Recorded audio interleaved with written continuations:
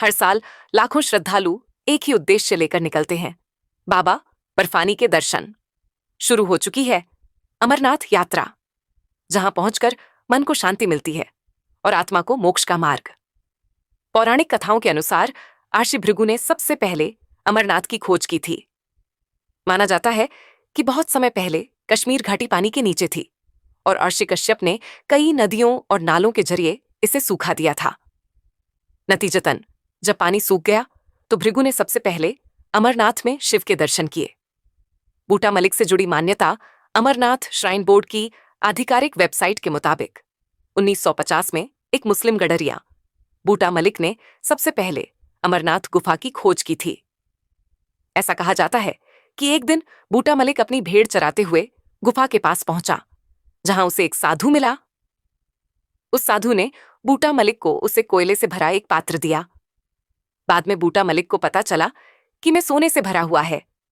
फिर उस साधु को धन्यवाद देने के लिए बूटा मलिक वापस गया है तो उसने अमरनाथ गुफा में शिवलिंग देखा। अमरनाथ गुफा एक ऐसा तीर्थ स्थान जो न सिर्फ धार्मिक आस्था का केंद्र है बल्कि एक आध्यात्मिक रहस्य भी है। यह गुफा जम्मू कश्मीर के श्रीनगर से लगभग 140 किलोमीटर दूर उत्तर पूर्व में स्थित है। गुफा की लंबाई है 19 मीटर, चौड़ाई 16 मीटर और ऊंचाई 11 मीटर। ये वही गुफा है जहां भगवान शिव ने माता पार्वती को अमृतत्व की कथा सुनाई थी। इसी कारण इसे कहा जाता है तीर्थों का तीर्थ। भक्तों के लिए यह सिर्फ यात्रा नहीं बल्कि एक आत्मिक परीक्षा है।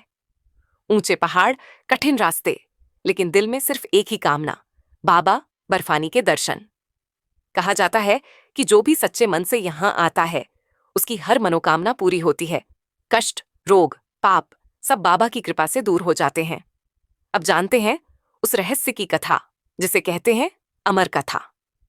एक दिन माता पार्वती ने भोलेनाथ से पूछा, प्रभु आप अमर हैं, लेकिन मुझे हर जन्म में कठोर तप करना पड़ता है। मुझे बताइए आपकी अमृता का रहस्य क्या है? भगवान शिव ने पहले मना किया, लेकिन पार्वती जी के हट के आगे झुक गए। फिर उन्होंने चुना एक एकांत और रहस्यमय स्थान, अमरनाथ गुफा। गुफा तक पहुंचने से पहले भगवान शिव ने अपने पंच तत्वों का त्याग किया।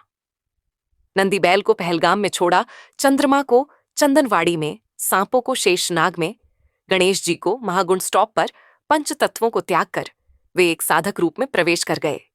गुफा में चारों ओर आग जलाकर भगवान शिव ने सुरक्षा की। किसी जीव का प्रवेश न हो ऐसा प्रबंध किया गया।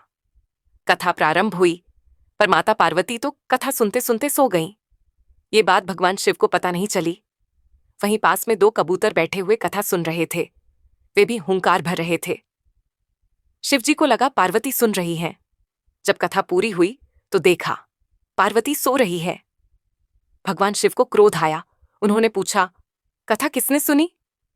तब वे कबूतर बोले, हे प्रभु, हमने कथा सुनी है। अगर आप हमें मार देंगे तो कथा असत्य हो जाएगी। उनकी भक्ति और सत्यता देखकर भगवान शिव ने उन्हें कहा, तुम अब अमर हो, यहां शिव और शक्ति के प्रतीक बनकर रहोगे। आज भी कहते हैं कि वहां कबूतरों का एक जोड़ा दिखाई देता है जो कभी नहीं मरते।